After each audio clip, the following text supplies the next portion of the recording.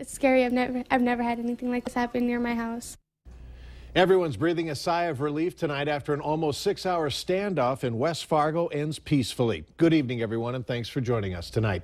A man barricaded himself in a motel room at the Roadway Inn and fired shots at police. Jan Michael Wangstedt is in the Cass County Jail tonight. The 37-year-old faces charges of attempted murder, a felon in possession of a firearm, and is wanted on a warrant of criminal sexual conduct. Valley News Team's Cornelius Hawker tells us how the events unfolded. Shortly after 1 o'clock this afternoon, we had a report of a man with a handgun inside the Roadway Inn located on West Main and 8th Street in West Fargo. When officers responded, the man inside the motel fired shots at them. Police backed off and began to evacuate the motel. There was another volley of shots that were fired by the suspect as the officers were moving people out of the motel. Several agencies, including the Red River Valley SWAT team, were called in. They used a wooden fence as cover to get into position. The negotiators set up and were able to talk to the subject. During that time, traffic was rerouted. Area businesses, including a nearby daycare, went into lockdown. Westside Elementary School made sure parents came to pick up students who otherwise might walk home in that general direction. During negotiations, people living near the Roadway Inn were on edge. Honestly, it doesn't really shock me that happened at that hotel. I'm not gonna lie, because that hotel is kind of, I don't know, for me it's always like just been full of really creepy people. After almost 6 hours of negotiating, the standoff came to a peaceful end. We're very thankful that the suspect wasn't hurt, that bystanders weren't hurt, and that our officers certainly weren't hurt. In West Fargo, Cornelius Hawker, Valley News Live. Those staying at the Roadway Inn were evacuated, and many were left with nowhere to go. And that's when the Red Cross stepped in to help. Valley News Team's Natalie Parsons spoke with one person who made it out of the hotel safely and tells us what was going through her mind. Sharon Gittins and other hotel guests were evacuated from the Roadway Inn in West Fargo and were blindsided by the events of the standoff. First, the fire alarms went off, and we came out, and we were all in the pantry area. So the manager was like, "It's okay, just go back in." Gittins says that she was told everything was fine and to stay in her room until there was a knock on her first floor room window. Two men standing, calling me, and I'm like,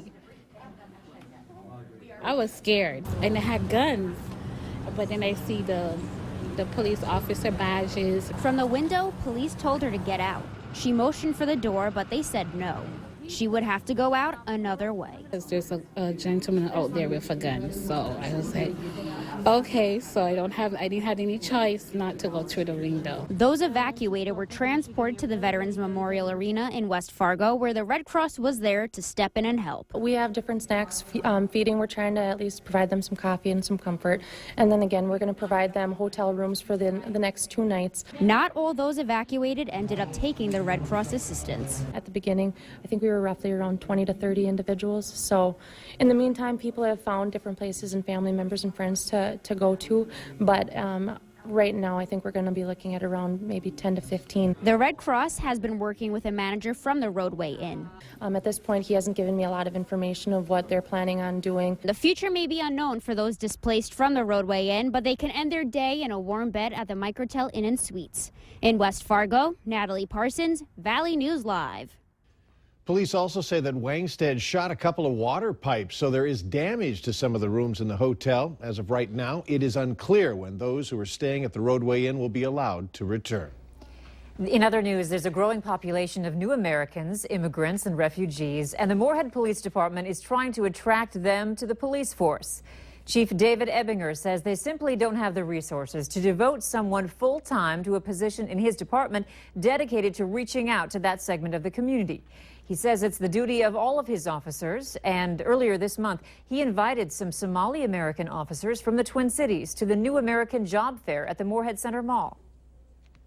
And I thought it would really be helpful to us to demonstrate to the community here that law enforcement is a viable choice for them. Chief Ebinger adds many immigrants, refugees, and new Americans are fearful of the police because of the situation in their home country. A well-known business in this area is being sold. Bernatello's Foods has announced it's reached an agreement to buy Pizza Corner frozen pizza. The deal takes effect May 20th. Today's announcement caught many people off guard. Jennifer Feist, who's the Director of Development for Barnes County, said that the city had been working on allowing Pizza Corner owners to expand current facilities.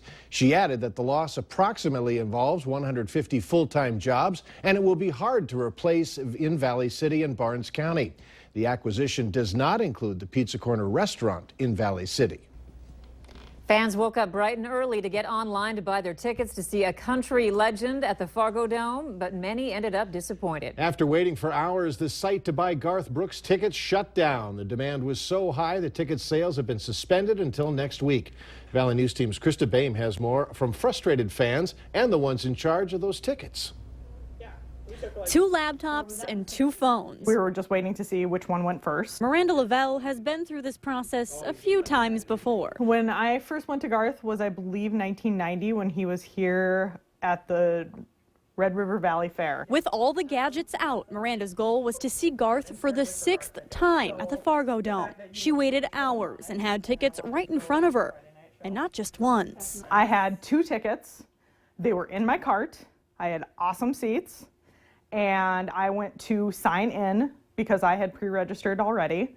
I went to sign into my account on the Fargo Dome website, and the Fargo Dome website pretty much froze. She lost her floor front row seats, but she tried again and got signed in and got another round of tickets. I had seats. They said 2 seats, and they said, please be patient while we retrieve your seats. But then this screen came up like it did for thousands. Due to tremendous demand, all sales for Garth Brooks have been suspended. I was livid.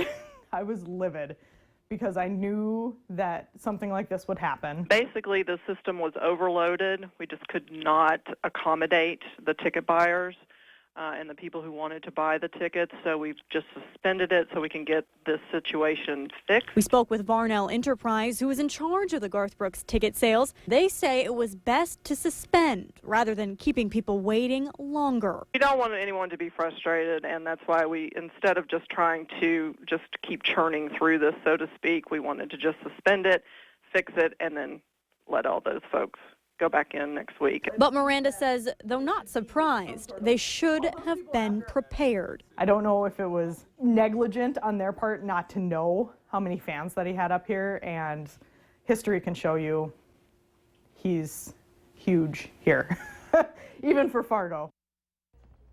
Miranda says she did everything right and questions if the ticket process was set up correctly. You were asked originally to pre-register to make the process faster online, but she was never asked to log in prior to the virtual line page coming up, only after she had the tickets that she lost. Mike?